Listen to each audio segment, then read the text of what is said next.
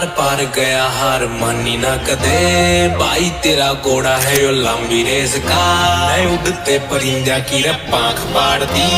कला बने बैठा यो जमाना यार का कोई फिरे पीछे लाख छोरियां यूथ सारा हो लिया दीवाना यार का आर पार गया हार मानी ना कदे भाई तेरा घोड़ा है यो लंबी रेस का मैं उड़ते परिंदा की पांख पाड़ दी कला बने बैठा यो जमाना यार का कोई फिरे पीछे लाख छोरियां